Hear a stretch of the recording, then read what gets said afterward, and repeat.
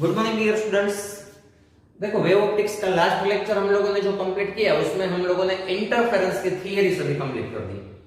ठीक है, इंटरफेरेंस में हम लोगों ने क्या क्या स्टडी किया? तो first of all types of interference हम लोगों ने स्टडी किया था, कंस्ट्रक्टिव एंड डिस्ट्रक्टिव। ठीक है, दोनों टाइप के इंटरफेरेंस को हमने डिफाइन किया था।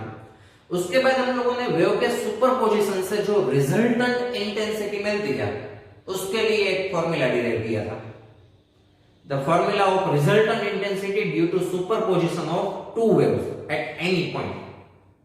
ओके, आपको ये फॉर्मूला याद रखना है। क्या फॉर्मूला डिराइव किया था हम लोगों ने? I is equal to I1 plus I2 plus 2 root I1 I2 cos phi।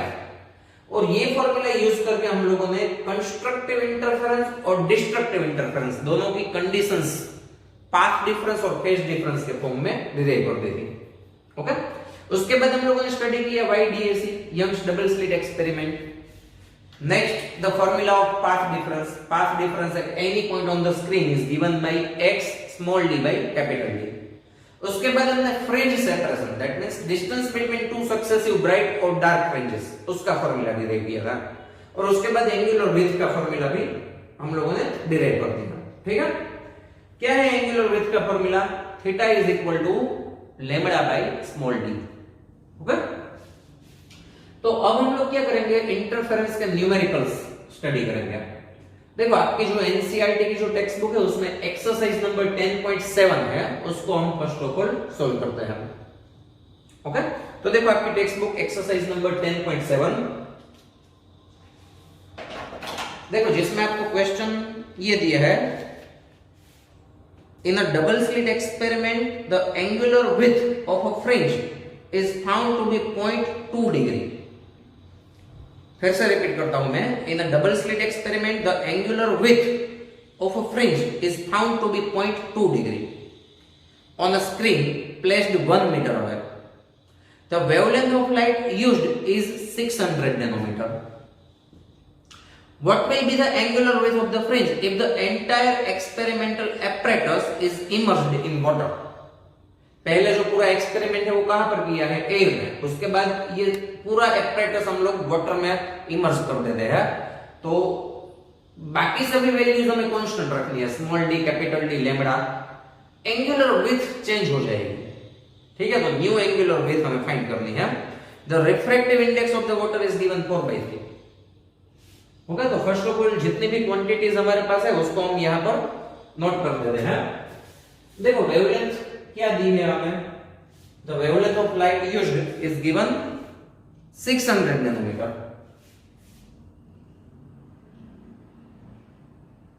उसके बाद आपको कैपिटल D की है, उसकी भी वैल्यू क्वेश्चन में दी है 1 metre away. The screen is placed 1 metre away, 1 metre. Okay, next in the double slit experiment the angular width of a fringe is found to be 0.2 degree on a screen placed 1 meter away। The wavelength of light used is 600 nanometer। What will be the angular width of the fringe if the entire apparatus is immersed in water? Refractive index of water is given 4/3। Refractive index of water is given 4/3। mu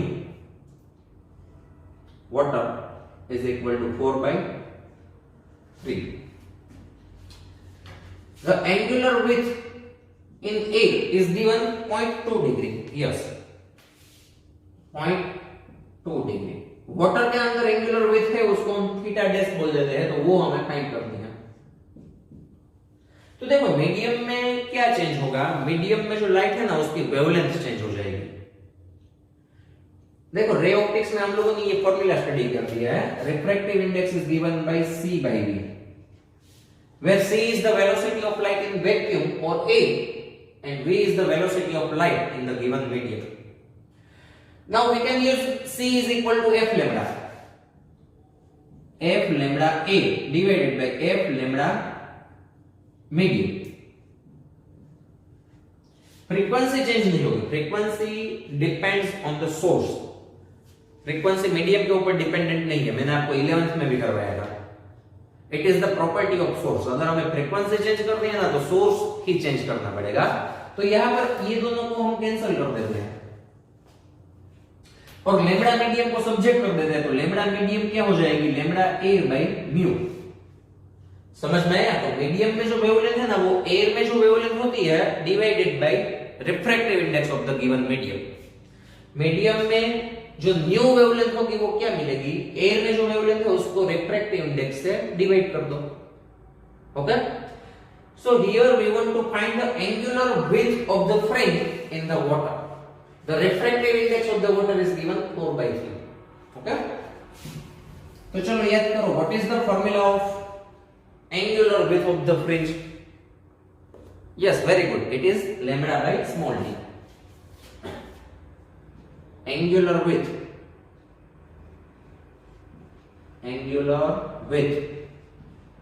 of the fringe is given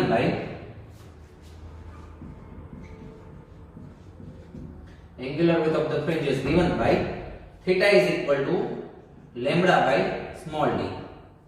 ये कहां पर, A and angular width in the water theta dash is given bye lambda water divided by d। ये कहां पर है, इन A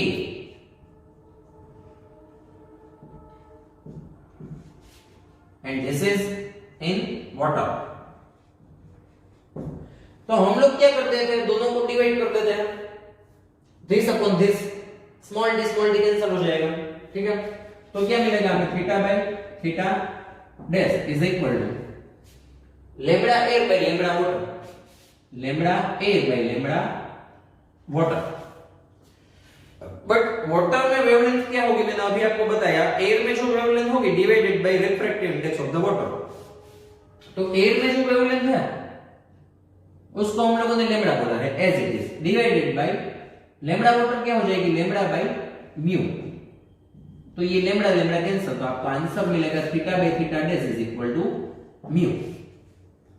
now the value of theta is given 0.2 degree, ये 0.2 degree है, divided by mu कर दो 4/3 is equal to theta dash. तो theta dash की वैल्यू हमें क्या मिलेगी, 0.2 into 3 0.6/4 0.15। समझ में आया? ये 3 ऊपर आ जाएगा, 0.23 0.6 डिवाइडेड बाय 4 करोगे 0.15 डिग्री। तो ये है वो हमारा आंसर है। This is the angular width of the fringe in the water. पूरा एक्सपेरिमेंटल एपरेटस हम वाटर में इमर्स करके एक्सपेरिमेंट करेंगे तो एंगुलर विड्थ डिक्रीज हो जाएगी। क्यों डिक्रीज हो जाएगी? क्योंकि एंगुलर विड्थ का जो फॉर्मूला है ना, लैम्बडा बाय स्मॉल डी, उसमें लैम्बडा की वैल्यू कम हो जाएगी। वाटर में लैम्बडा वेवलेंथ कितनी हो जाएगी, lambda A divided by refractive index. Okay, तो इसको चलो नोट कर दो, उसके बाद हम नेक्स्ट एक न्यूमेरिकल देखते हैं।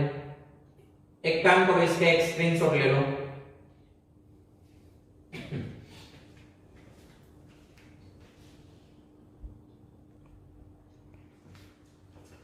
चलो उसके बाद next example number 10.4, illustration number 10.4 है, उसका क्वेश्चन देखो सभी।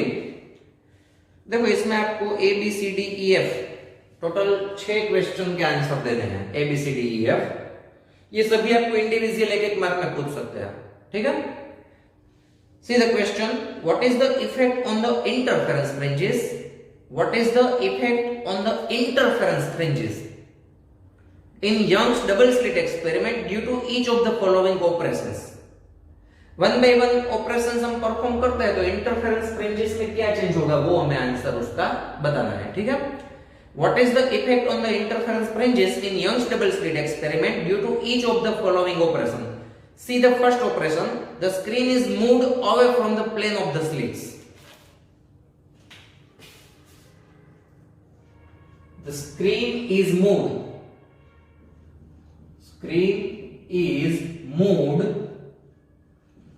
away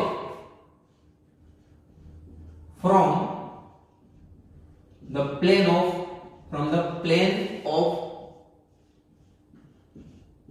slits। ठीक है, यंग्स डबल स्लिट एक्सपेरिमेंट हम लोगों ने स्टडी किया था, उसमें क्या हमने लिया था, कार्डबोर्ड ए, कार्डबोर्ड बी और उसके बाद स्क्रीन सीट। तो कार्डबोर्ड बी है उसको हम लोग क्या बोलेंगे, प्लेन ऑफ टू स्लिट्स, ठीक है, जिसमें S1 S2 जो स्लिट्स है उसके बिटवीन में डिस्टेंस हम लोगों ने क्या लिया था, स्मॉल डी।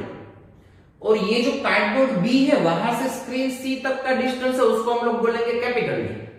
तो देखो ये करने से क्या होगा, स्क्रीन इज मूव्ड अवे, ये टू स्लिट का जो प्लेन है, this is the plane of two slits S1 S2, उससे हम लोग क्या करते हैं, स्क्रीन को मूव करवाते हैं अवे फ्रॉम द प्लेन, तो कैपिटल डी इंक्रीज होगा, कैपिटल डी क्या होगा, इंक्रीज होगा, ठीक है। Screen is moved away from the plane of slits, so in this case capital D increases, in this case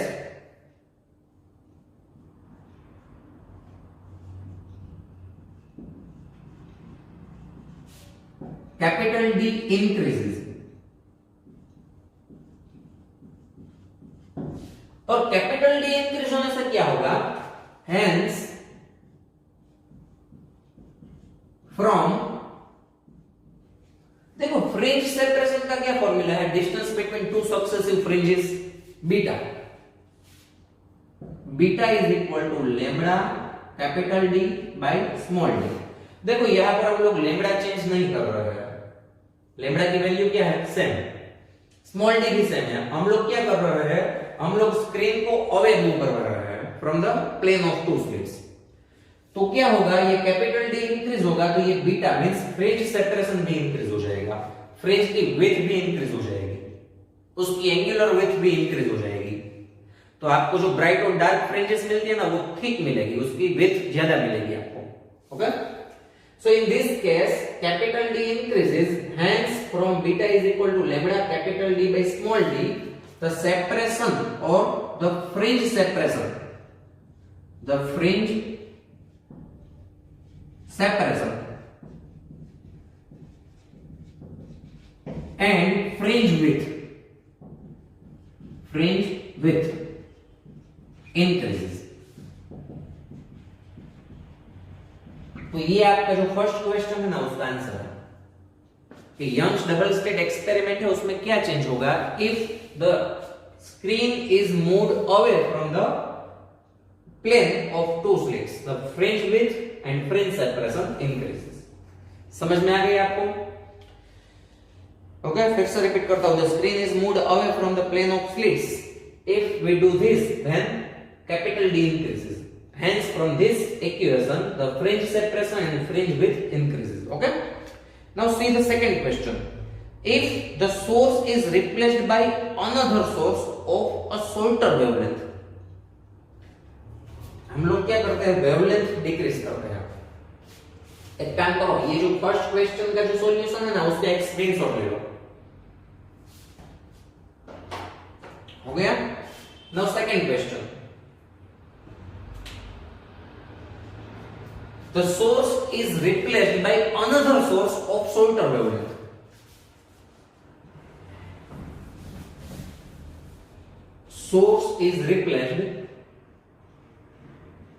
source is replaced by another source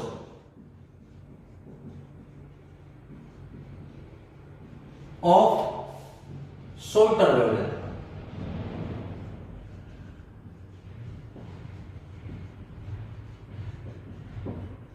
तो उससे क्या होगा, लेमड़ा की वैल्यू डिक्रीज होगी, the source is replaced by another source of shorter wavelength, so in this case lambda decreases, lambda की value क्या होगी, decrease होगी, in this case lambda decreases। तो हमारे पास ये इक्वेशन है, किसका इक्वेशन है, फ्रिंज सेपरेशन का, तो लैम्बडा डिक्रीज होगा तो फ्रिंज विड्थ डिक्रीज हो जाएगी, सेपरेशन भी डिक्रीज हो जाएगा, okay. So hence from beta is equal to lambda capital D by small d, the fringe separation and fringe width both decreases,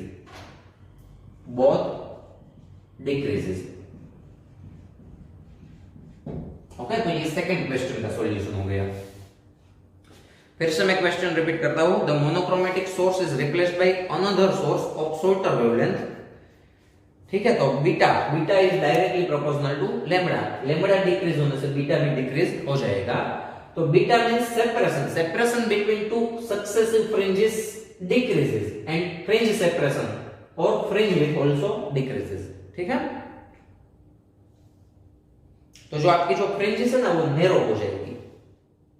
first question में fringe क्या हो जाती थी, वाइड, ठीक है, विड्थ इंक्रीज हो जाती थी, तो यहां पर फ्रिंजेस नैरो हो जाएगी। ठीक है, now see the third question, इसका एक स्क्रीनशॉट ले लो। उसके बाद third question, the separation between to slit is increased.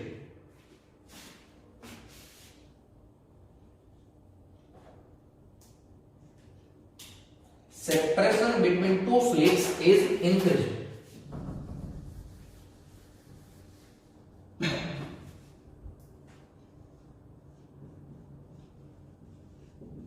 Separation between two slits is increased. देखो उससे क्या होगा, स्मॉल डी को हम लोग इंक्रीज कर रहे हैं, in this case small d increases, small d increases. हम सेपरेशन को क्या कर रहा है, इंक्रीज कर रहा है, so in this case small d increases. तो यहां पर ये देखो beta is inversely proportional to small d, यहां पर स्मॉल डी डिनोमिनेटर में है, तो बीटा है वो डी के इनवर्स वेरिएशन में है। तो इसको अगर हम लोग इंक्रीज करेंगे, स्मॉल डी इंक्रीज करेंगे, तो बीटा डिक्रीज होगा, that means the fringe separation and fringe width both decreases. हो गया थर्ड भी। हम लोगों ने तीनों क्वेश्चन सोल्व करने के लिए एक ही फॉर्मूला यूज किया, lambda beta is equal to lambda capital D by small d. अगर बीटा इंक्रीज होगा तो फ्रिंज सेपरेशन इंक्रीज होगा, फ्रिंज की विड्थ भी इंक्रीज होगी, और बीटा डिक्रीज होगा तो fringe separation and fringe width both decreases. ठीक है, आप लोग देख सकते हो कि ये जो बीटा है it is directly proportional to wavelength of light, it is directly proportional to distance of the screen, and it is inversely proportional to separation between two slits. Okay, इसका भी चलो एक स्क्रीनशॉट ले लो। If separation between two slits is increases then d increases, then according to this equation beta decreases, that means fringe separation and fringe width both decreases. Okay, उसके बाद next question है, the source slit is moved closer to the double slit plane. यहां पर logic change हो जाएगा।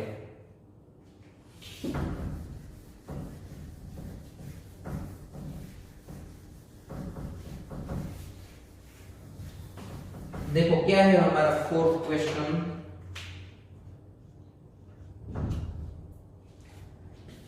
Fourth question ऐसे दिए है, the source slit is moved closer to the double slit plane. Source slit is moved closer to the plane of double slit or to the double slit plane.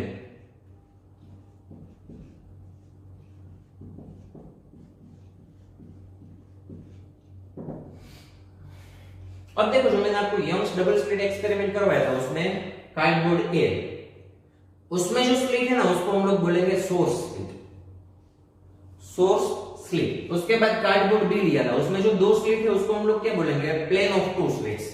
और उसके बाद हम लोगों ने कौन सी ली थी, स्क्रीन सी। तो यहां पर क्या करना है, ये जो सोर्स स्लिट है ना, मींस ये जो फर्स्ट स्क्रीन ए, कार्डबोर्ड ए है, उसको क्या करना है, टू स्लिट का जो प्लेन है उसकी क्लोज में ले जाना है। देखो यहां पर YDAC Young's double slit experiment का डायग्राम आप लोग देख सकते हो। तो आपको क्या करना है, फर्स्ट जो है कार्डबोर्ड ए, उसमें जो स्लिट है उसको क्या बोलेंगे हम लोग, source slit. Okay, now this source slit is moved closer to the double slit plane. A को बी की क्लोज में हमें मूव करवाना है, जिससे क्या होगा, तो एक्सपेरिमेंटली ऐसा प्रूव हो गया है, ठीक है, इसका कोई मैथमेटिकल प्रूफ नहीं है, एक्सपेरिमेंटली ऐसा प्रूव हो गया है कि अगर small s by capital S की वैल्यू फर्स्ट ऑफ ऑल मैं आपको ये बता देता हूं what is small s and capital S. Suppose width of a source slit. Suppose width of a source slit is smallest and separation between source slit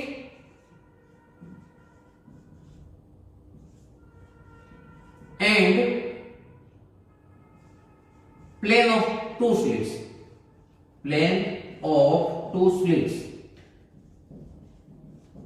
is capital S.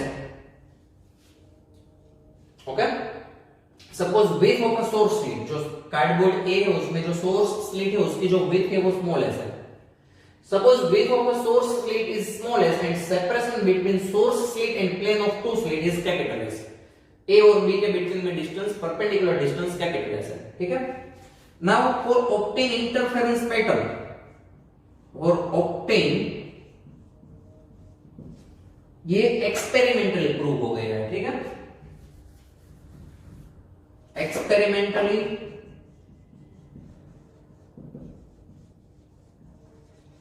it is proved that for obtain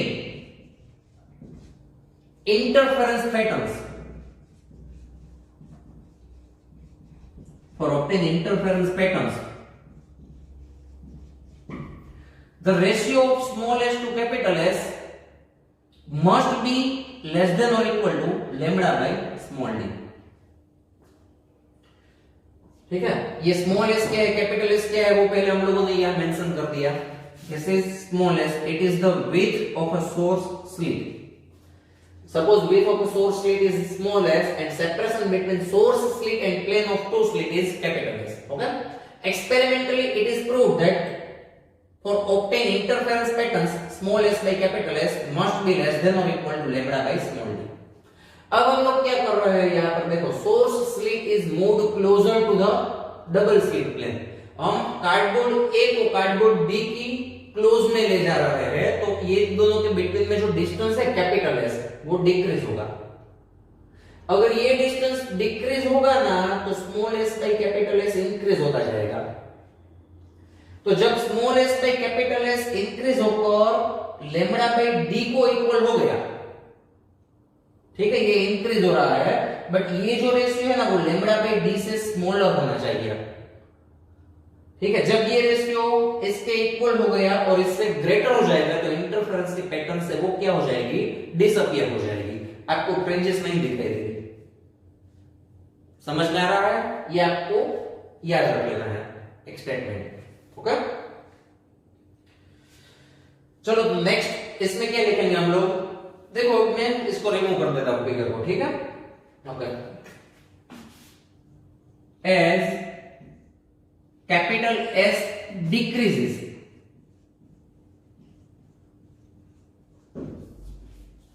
हम क्या कर रहे हैं यहां पर source slit को closer move करवा रहे हैं, तो कैपिटल एस डिक्रीज होता जाएगा. As capital S decreases small s by capital S will increase.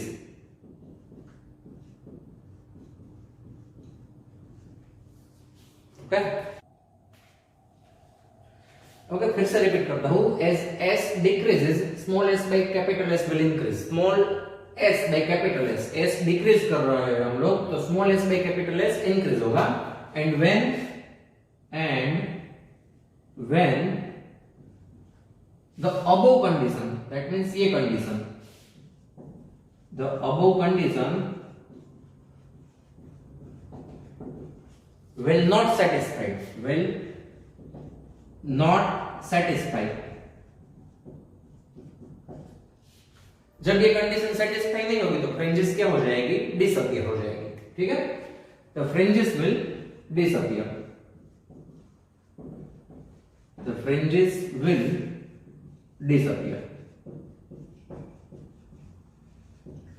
Okay, तो क्या होगा जब हम सोर्स स्लिट को मूव करवाएंगे towards the plane of two slits, ये रेशियो इंक्रीज होता जाएगा। जब ये रेशियो एक कंडीशन का फॉलो नहीं करेगा तब फ्रिंजेस डिसअपीयर हो जाएंगे। ठीक है, चलो इसका भी एक स्क्रीनशॉट ले लो। उसके बाद नेक्स्ट क्वेश्चन देखो क्या पूछा है इसमें, the width of the source slit is increasing. देखो ये विड्थ ऑफ सोर्स स्लिट है, इसको इंक्रीज करेंगे हम लोग, तो इसको इंक्रीज करेंगे तो भी ये रेशियो क्या होगा, इंक्रीज होगा। ठीक है, नेक्स्ट क्वेश्चन ई,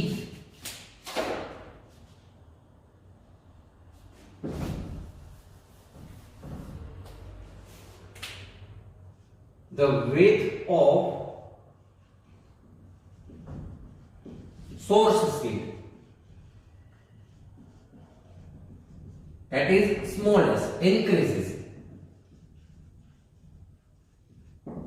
तो देखो अब हमें ये पॉइंट लिखने की कोई जरूरत नहीं है क्योंकि प्रीवियस क्वेश्चन जो सोल्व किया उसमें हमने इसको मेंशन कर दिया था। ठीक है, जिसमें क्या लिखा है कि स्मॉल एस है वो क्या है, it is the width of source slit and capital S is the separation between source slit and the plane of two slits। Okay, तो क्या होगा, the width of source slit as increases, experimentally it is proved that for obtain interference patterns the ratio small s by capital S it must be less than or equal to lambda by small d।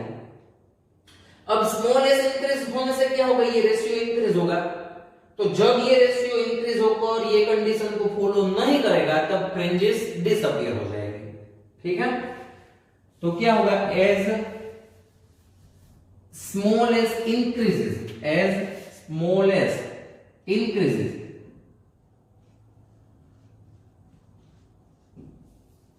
the ratio small s by capital S, the ratio small s by capital S will also increase। As small s increases, the ratio small s by capital S will also increase, and when the above condition will not satisfy, the fringes will disappear। ठीक है, तो ये आपका fifth question है illustration number 4 में, उसका answer है। चलो इसको भी नोट कर लो, स्क्रीनशॉट ले लो।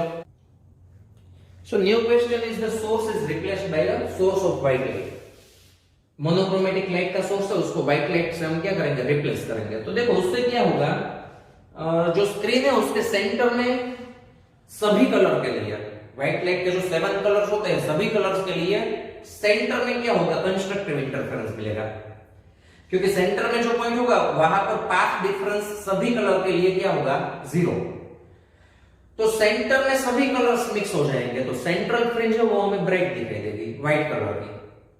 ठीक है, उसके बाद हम ऊपर जाएंगे थोड़ा या फिर थोड़ा नीचे जाएंगे, तो सपोज करो कि कोई एक ऐसा पॉइंट है जहां पर पाथ डिफरेंस 2000 एंगस्ट्रॉम है,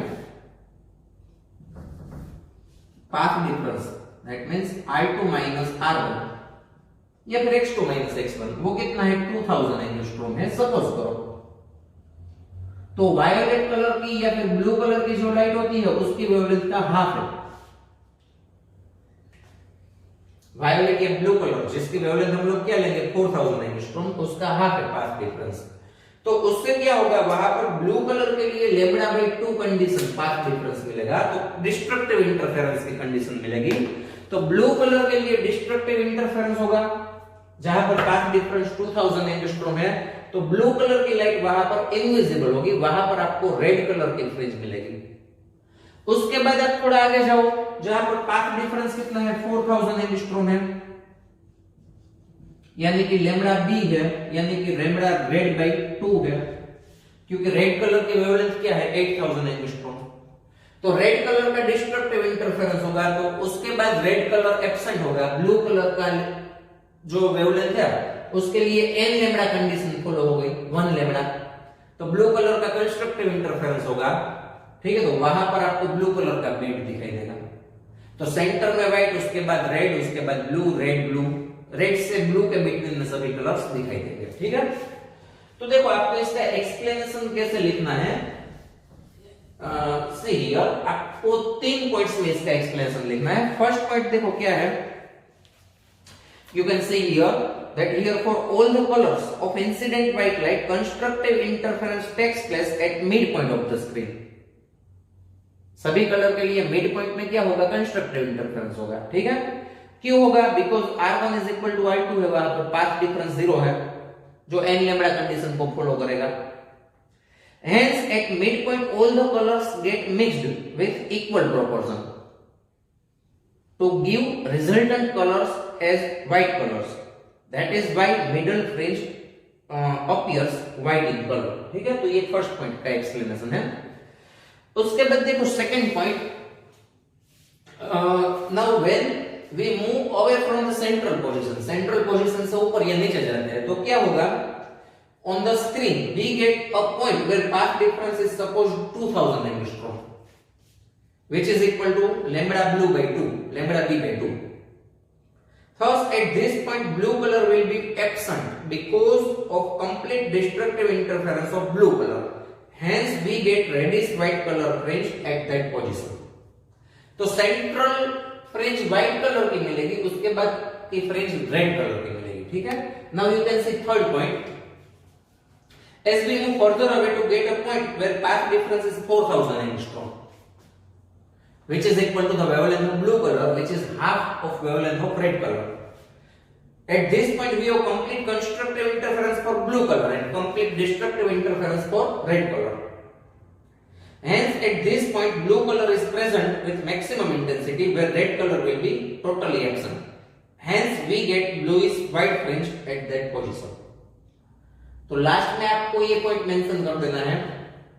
first in the present case central fringe will be white, central fringe white मिलेगी। Then after as we move away from the central fringe on both sides, colour of fringes will be in the order of reddish white and bluish white. Fringes obtained far away from the central fringe are not very clear। ठीक है, तो ये चारों points आपको mention कर देने हैं, आप अपने ओन वर्ड्स में भी इसको मेंशन कर सकते हो। ठीक है, तो इसका भी एक स्क्रीनशॉट ले लो। नेक्स्ट लेक्चर में हम लोग इस चैप्टर का नया टॉपिक स्टार्ट करेंगे, डिफ्रैक्शन। ठीक है, बस चलो आज के लिए यहां तक रखते हैं। ये दोनों न्यूमेरिकल्स ठीक से समझकर उसको सॉल्व कर लेना। ठीक है, चलो भाई।